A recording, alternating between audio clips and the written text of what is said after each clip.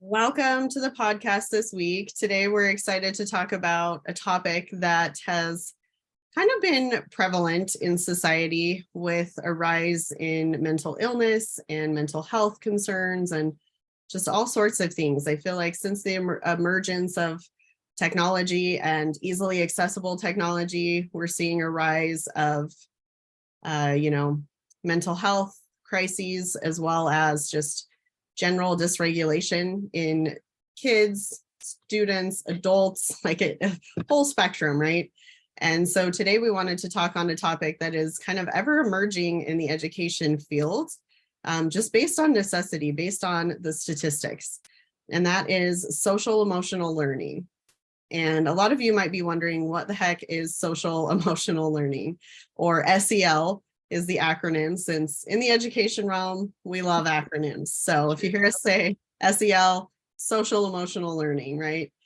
But basically, in a nutshell, social emotional learning is learning that helps foster a sense of self-awareness, emotional intelligence, and other skills vital to life success. So it teaches coping skills, emotional regulation, self-awareness, being able to make adjustments and deal with life's challenges. And so more and more, this is emerging in public schools, online schools, colleges, you name it, just across the board. This is a huge aspect of learning right now. And so we wanted to kind of talk about it and share some statistics on why this is such a big deal right now.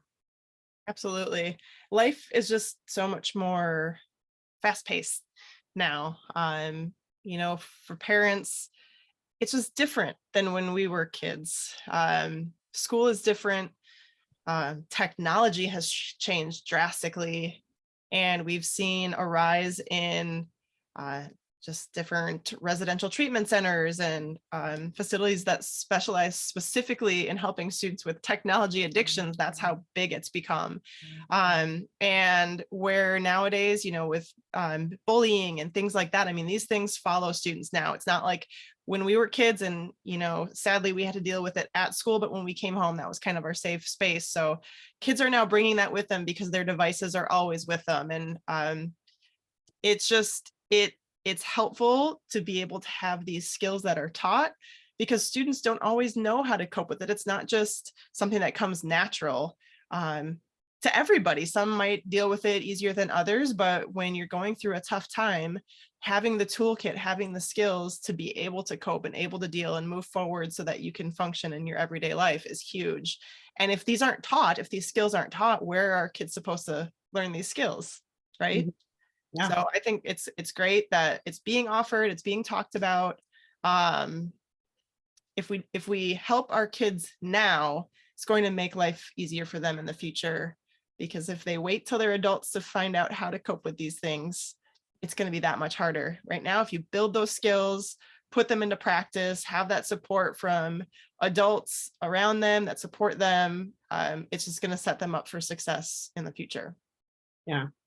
And I think that's the thing, is everybody wins. If we're teaching these skills now and early on, they'll be better equipped adults to handle workplace situations, be better prepared for college, and just life in general. So schools win, teachers win, because everybody's able to kind of regulate themselves a little bit. And again, this is something adults can even work on. Taking social emotional learning for adults is something that's crucial, because a lot of times adults have unhealed childhood trauma, or even trauma that emerged later in life that they're not confronting. And so by learning this self-awareness and this being able to confront it and learn the coping skills and strategies, we will all just be healthier in the long run.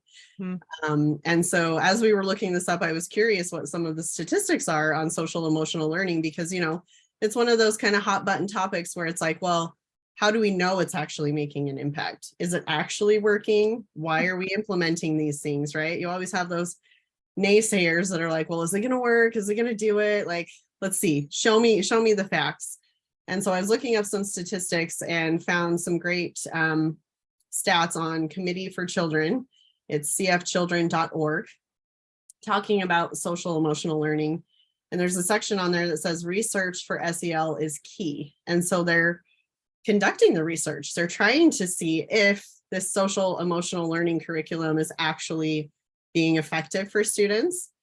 And the stats were kind of interesting. So the first one that kind of popped out to me was students were 42% less likely to say they were involved in physical aggression. So they were able to kind of have an outlet outside of physical aggression based on this SEL learning that they were having, which is huge because a lot of times, especially for kids, you know, they get this, they're triggered. It's like, what do they do with that? It's an outlet. So they turn to physical aggression. 42%, that's almost half of the students that then didn't respond in a physical way, which is kind of huge. That's like a staggering number to me. It really is. It's amazing. Yeah. So that was one. And then there was also 20% less bullying by students with disabilities, which is also interesting. So it shows that it helps reduce bullying, victimization for students with disabilities. Probably more understanding too. Mm-hmm. Yeah. Because that's the key, is just teaching students. Oftentimes don't understand another student, or if a student is different than them, sometimes bullying occurs because they just don't get it. It doesn't make sense to them. They're not like me. So therefore it makes me uncomfortable. And how do I handle that being uncomfortable? Like, how do I handle that? Do I project that onto somebody else? And if it's being talked about, if they're starting to understand those differences. Yeah. If they understand what projecting is. Oh, hey, really, this is my problem. It's not that I'm annoyed with this student. It's I have an issue within myself that I need to resolve. And it's, again, that self-awareness, that self-realization of, oh, how can I fix this so that outside sources are not controlling my response? Which, again, I think even as adults, we suffer with this from time to time. You hear all the time moms saying, man, I wish I wasn't yelling at my kids. Or why do I get so frustrated or so triggered by this? It all comes back to this social emotional learning how to regulate ourselves and recognize within our own realm what triggers us. Mm-hmm. And the best research or the best statistic on this website that I thought was cool was there was a 13% increase in academic achievement with SEL.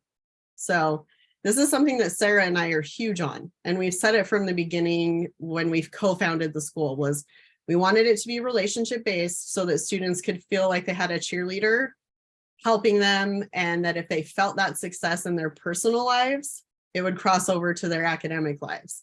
And this stat, and vice versa, yeah. But this stat backs it up that, okay, I'm learning how to regulate myself. I'm controlling my emotions. Now I'm doing better at school because I know who I am and I've got that figured out. And so that's the power of SEL, is you're able to just recognize and adapt, and then it flows to all areas of life. Mm-hmm. Right. And beyond school. So yeah, in school as well. These are skills that future higher education institutions will be looking at, future employers, right? Like, it's not just a school thing, it's a life thing. Mm-hmm. So I love that we're integrating it now more into schools. Not every school is. I'm sure there are budget concerns and a whole number of reasons why schools wouldn't be integrating social emotional learning as a standard practice, but these are great things to be able to learn how to do. Managing your stress, managing your anxiety. A lot of students are dealing with self-destructive behavior right now. Just learning how to ask for help. Mm-hmm. Yeah, that seems like, for many, something that seems like common sense, but it's actually not. Like, students and adults alike are afraid of looking incompetent or being embarrassed, and they're afraid to ask for help. Yeah, these are things that it's okay. Like, we have to teach our young people that when you're feeling overwhelmed, it's okay to do that. You can ask for help. There are people there that surround you, that love you and want you to succeed and do well. Yeah. Well, and you bring up a good point, Sarah, is that, yeah, maybe due to budget constraints or whatnot, it maybe isn't offered as readily in most schools as it should be. I think, like you said, some schools are starting to get on board and recognizing, oh, mental health and wellness is all tied into this. we need to offer some SEL options. And so for those of you who might be thinking, well, shoot, that's not available in my school district, or I haven't found a private school that does this, there's also a lot of content out there on social media, Instagram. A couple that come to mind for me are Big Life Journal is a big one to follow. They have a lot of just resources for helping children learn how to regulate their emotions. But it's cool because it also gives you advice from a parent perspective of, hey, instead of saying this, say this. And then it gives your child an opportunity to process and recognize and realize, oh, hey, this is why I'm reacting this way. And then everybody kind of wins, because then you're all figuring it out and not just defaulting to the anger or the frustration, and you're coming up with a solution, and you're learning together. So parents, it's an opportunity for you to help your child, but also learn something in the process, which lifelong learning, we're all about it. 100%. Yeah. And then another one that I actually just recently started following is called wired.for.wellbeing on Instagram. And we'll put these in the show notes in case you want to follow them. If SEL is something that you're trying to implement with your family and just kind of help your children learn how to regulate a little more, these are some great resources. They just have, quick daily posts about, hey, let's reframe this. Let's figure out how we can make, people realize, again, the self-awareness and the social emotional aspect, and recognizing how you're responding to triggers. And I think as a society, we could all benefit from that if we all kind of just stepped back, checked ourselves before we responded. Then maybe a lot of things could be resolved in those instances. And, again, like Sarah said, those are skills that are going to come in handy in the workplace, because you're inevitably going to have somebody you don't get along with at work. You bash heads, you don't see things eye to eye, they trigger you, they're abrasive, whatever it may be. There's so many different personalities out there. And so if you can learn how to regulate yourself and not respond in the heat of the moment, hey, you'll be better at collaboration, teamwork, and you might get to keep your job because you're not, punching your coworker in the face. Right? Yes, I agree. One thing I also want to point out, you mentioned great Instagram resources, but so Mountain Point Academy also partners with a group called the Life Launch Centers, and they have something called Life Launch University, and they have an awesome curriculum. Definitely look into it. They have both resilience training and character education, and they touch on some really, really interesting things. Like they go into brain development. They have that whole resilience model that they use. They talk about triggering events, like when you become emotionally hijacked, what do? Distress tolerance, things like that. So definitely check them out. It's lifelaunchuniversity.org.